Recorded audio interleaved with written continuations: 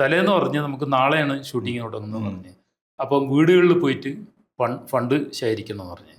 അപ്പോൾ ഹരിനാരായണന്റെ മൃദംഗവും മുട്ടിയിട്ടാണ് ഞാനും നമ്മൾ വീടുകളിൽ പോയിട്ട് ഫോർട്ട് കൊച്ചിയിലെ വീടുകളിൽ പോയിട്ട് നാളെ ഇങ്ങനെ അമ്മ അറിയാം. ആ സമയത്താണ് ജോണ് തന്നെ ഫോട്ടോ പിന്നെ ഒട്ടിക്കുന്ന പോസ്റ്റർ, തലേന്നൊക്കെ പോസ്റ്ററൊക്കെ ഒട്ടിക്കുന്നുണ്ടല്ലേ, അതിൽ ജോണും പങ്കാളിയാകുന്നുണ്ട്.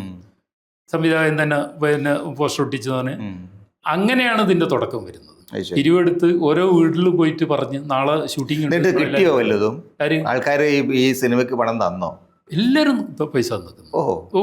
നൂറുകണക്കിന്, ആയിരക്കണക്കിന്, ലക്ഷക്കണക്കിന് ആൾക്കാർ 100 രൂപയും 10 രൂപ ആയിട്ട് എൻ്റെ അടുത്തും ഒന്നും പിന്നെ 10 രൂപ തരണമെന്നൊക്കെ പറഞ്ഞിട്ട് നമ്മത് വാങ്ങിയിട്ടുണ്ട്. അല്ലെങ്കിൽ അങ്ങനെ എല്ലാവരും കൊടുത്തിട്ടുണ്ട്. ആ പങ്കാളിത്തമാണല്ലോ. ഇപ്പം നമ്മൾ നടന്മാർ മാത്രമല്ല, പിന്നെ നിർമ്മാതാക്കളും കൂടിയാണ്. ലോകത്ത് തന്നെ അങ്ങനെ ഒരു ജനങ്ങളുടെ ഇടയിൽ നിന്ന് മാത്രം പണം പിരിച്ചിട്ട് ഒരു സിനിമ വേറെ ഉണ്ടായിട്ടുണ്ടാവും. അതിൽ പ്രധാന പങ്ക് അവിടെയാണ് ഞാൻ ജോണിനെ എല്ലാവരും കാണുന്ന പോലെ അല്ല ഞാൻ ജോണിനെ കാണുന്നത്. ജോൺ കേരളം മുഴുവൻ നടക്കുകയും അന്ന് അനാർക്കികളായിരുന്ന ചെറുപ്പക്കാരെ മുഴുവനും എങ്ങനെ ഉപയോഗപ്പെടുത്താം, ഏത് രീതിയിൽ പിന്നെ ഇത് ചെയ്യാം, എങ്ങനെ അത് ആലോചിക്കുന്നതിൽ ജോൺ ഒരു ഇടക്ക് വല്ലാതെ മദ്യപിച്ചിട്ട് അയാളുടെ പിന്നെ കിളി പോകുന്ന രീതിയിലുള്ള ഒരവസ്ഥയും എല്ലാം കൂടി ആലോചിക്കുന്നതിൻ്റെ പേരിൽ വേറൊരാളായിട്ട് ഷെയർ ചെയ്യാത്തതിൻ്റെ പേരിൽ ഒക്കെ ആകുന്ന ഒരവസ്ഥ ഉണ്ടായിട്ടുണ്ട്. ഇപ്പോൾ തൃശ്ശൂരൊക്കെ എത്തിയപ്പോഴേക്ക് പിന്നെ ഷൂട്ടിങ് തന്നെ നിർത്തിവെച്ചിട്ടുണ്ട്.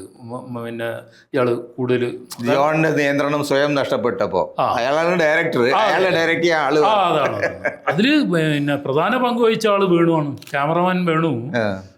പിന്നെ എന്താണ് ഫിലിം ഇൻസ്റ്റിറ്റ്യൂട്ടിൽ നിന്ന് വന്നിട്ട് വലിയ പേരുള്ള സമയത്ത് വന്നിട്ട് ഭരിച്ചിട്ട് ജോണിന്റെ കൂടെ നിൽക്കുന്ന ജോൺ പിന്നെ വേണു ഇല്ലാന്നുണ്ടെങ്കിൽ നടക്കില്ല. അതാണ് അതിന്റെ ഒരു. പിന്നെ വേറെ എവിടേക്കാണ് ഷൂട്ട് ചെയ്തിട്ടുള്ളത്? ഇത് അവിടുന്ന് പിന്നെ നമ്മൾ ഇങ്ങോട്ട് വരികയാണ് ചെയ്യുന്നത്. ലാസ്റ്റ് സീനാണ് ആദ്യം ഷൂട്ട് ചെയ്യുന്നത്.